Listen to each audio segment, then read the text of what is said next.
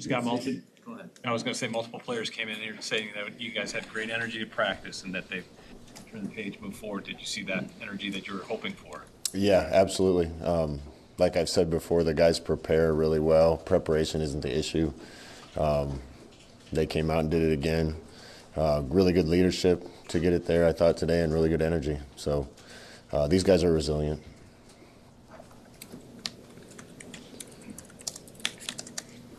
Understanding there's 3 games left, how close do you think you are to getting the most out of this?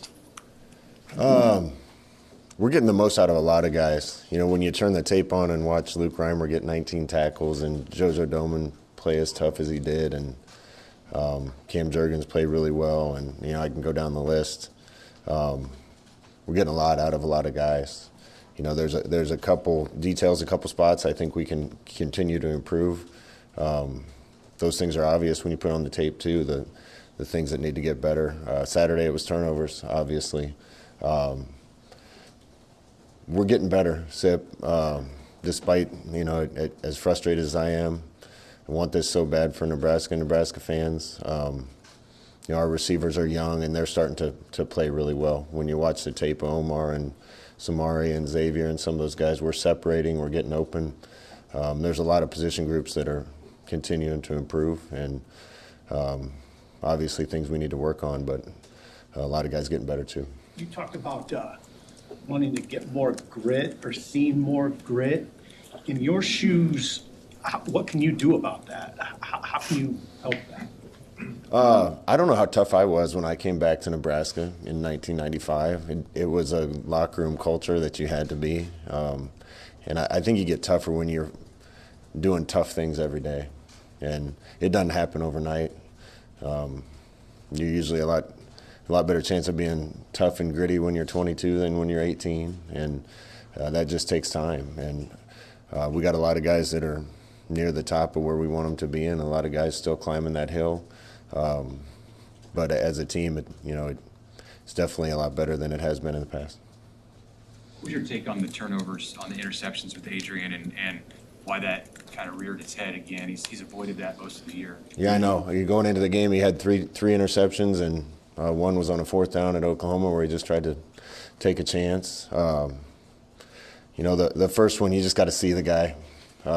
We're really throwing a in and out route off that Sam linebacker, and the Sam kind of played him, and he didn't play that guy. And that was a key play. The holding on the play before, and we had 1st and 10 at the 34. I think they're 34. Instead, it was 2nd and 15, and we threw a pick six. That's catastrophic. You know, he had one that wasn't his fault and got knocked out of Austin's arms. Just plain and simple sailed one. Probably came out of his hand wrong, and he threw it too high. And I take a little bit of blame for the other one. I got after him pretty good on the sideline. I thought he could have got a 1st down on a 3rd down when he scrambled out of the pocket, and we went out of bounds a yard short, and I got after him pretty good. And maybe that led him to press him a little too much on the next drive and trying to make something happen. You know, I look up at the screen before the game and see him 2nd in the league in offense. He's doing so many good things. Really want him to have the experience where he comes through, wins us a big game, and kind of gets redemption at the end of the ups and downs that he's been through. Waiting on that for happen for the whole team and for Adrian too.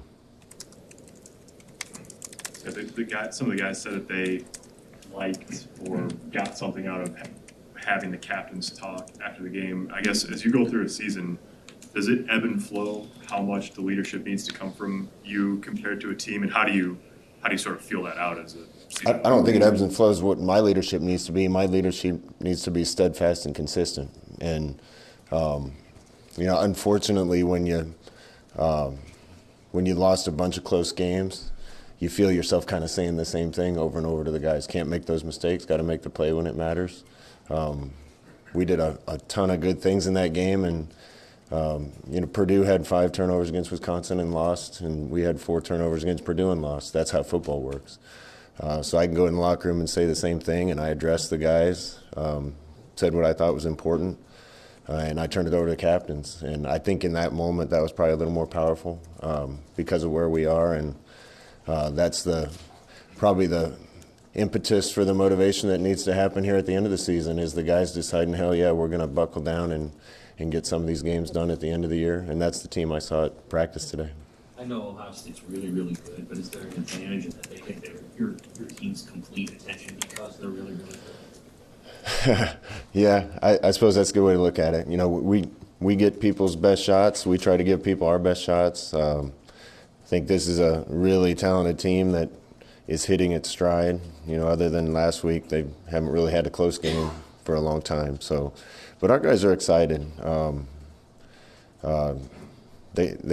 They love these games. I think we probably played our best football against the best teams that we've played this year, and this team's probably the best or close to that we've played all year. I'm sure the rest of the season will reveal all that, but they're going to come in ready, and our guys are excited to play. How much within the season can you self-critique yourself as a staff, or is that challenging within the season? How have you seen the staff stay together?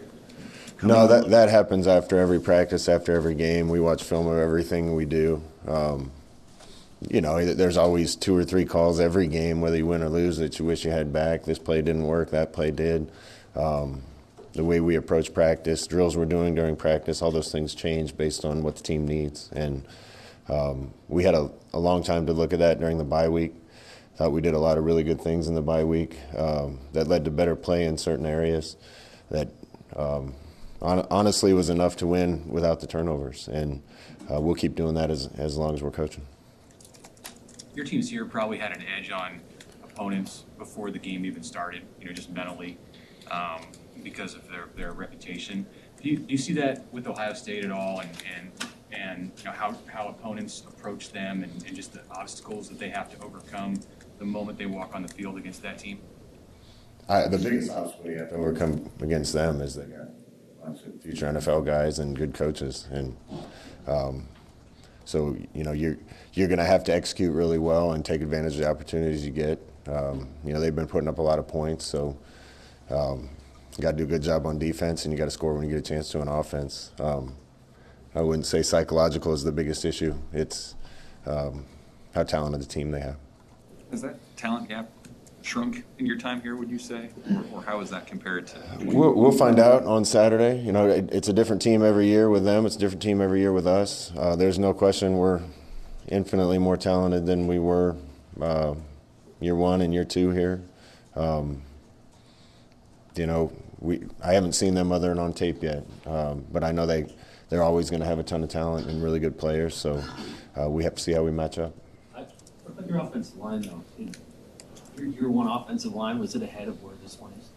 Probably just because of experience, Sam, if I'm being honest.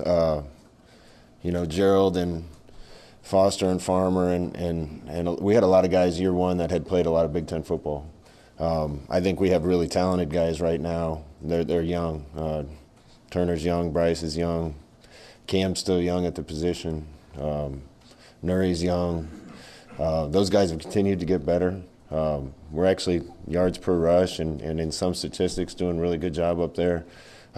Seems to show up with a penalty now and again that honestly happens when you have young experienced guys, and we got to be better in protection. And those guys will continue to develop, but that year 1 line was at least very veteran and did a good job fighting for us. If Hymas were here and he's is this a different record, different team, different story if that one player is here? When you have this many close games, I think it's really easy to say if we had a few more pieces here and there, it could all be different.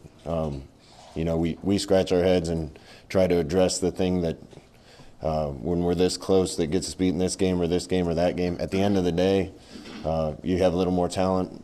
Some of those games aren't close, and guys make plays when you need them to. So, I'm excited about trying to find those pieces and plug them in with the young guys that we got, and have a lot of confidence in the young talent that we have on the team. Numbers say Ohio State's defense has improved since they changed defensive playmakers. When you watch the tape, what about the defense is different since they did that? Not a lot of scheme difference, kind of how they're calling it, how often they run certain things and other things. they've been a little bit different in every game. And they're playing some young guys on defense too, a linebacker and a corner especially, that are and a defensive end, all developing into really good players with experience. Scott, how much do you let the outside speculation about your job and your staff's affect you? How much does that weigh on you? I don't pay any attention to it. It's kind of hard to ignore all, talk in any situation. There was an article written about me 6 games into my first year, and we came off undefeated and lost our first 6 here, and they were already writing stuff. You learn as a coach not to pay any attention to that. I owe it to the kids to give them my everything, so do the coaches, and we are. And the kids are giving us everything they got right back because of our relationship with those guys. And everything else doesn't matter. We can only control what we can control. Smothers has played in 4 games so far. Is there a plan to redshirt him, or where are those conversations? No, he's number 2 right now, so if we need him, he's got to be ready to go. And he's been doing a good job getting better every week. What does that picture look like? We don't see practice, so what does that Smothers, how has he evolved?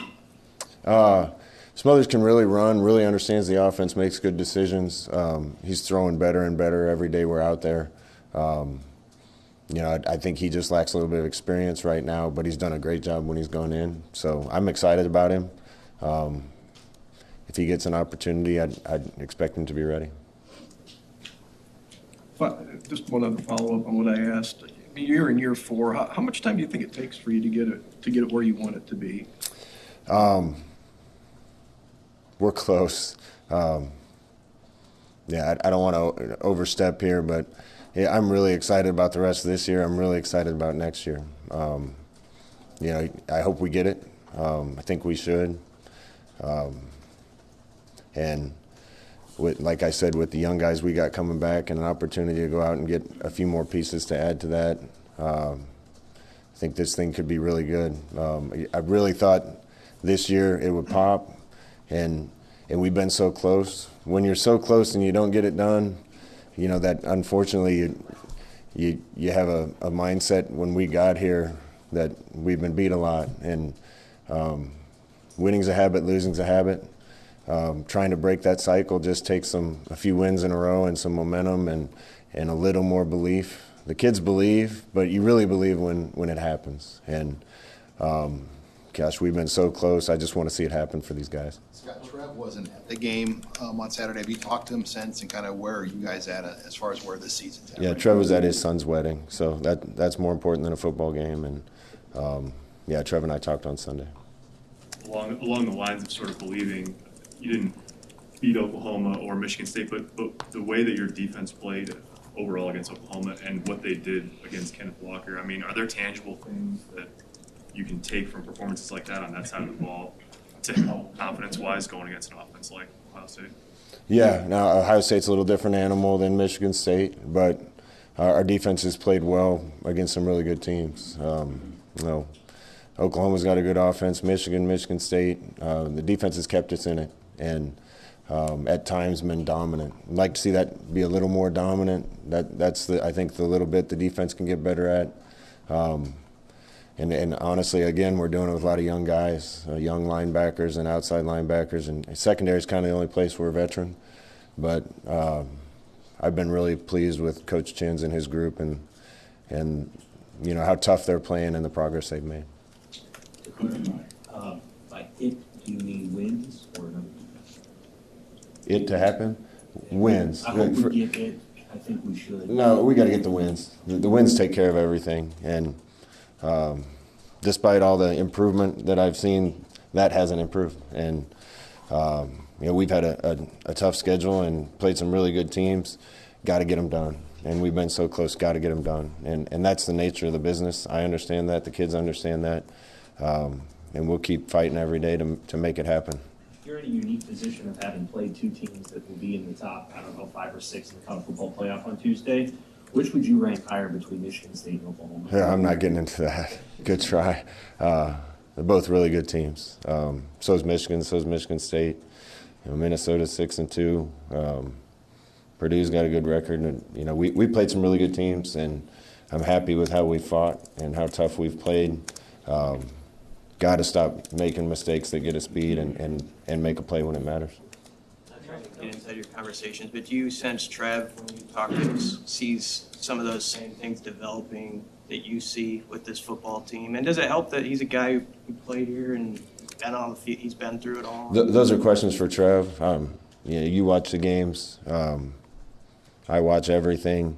There's no doubt we're better. Just haven't got it over the hump yet, and we'll keep working to get that done. Thank you, Coach.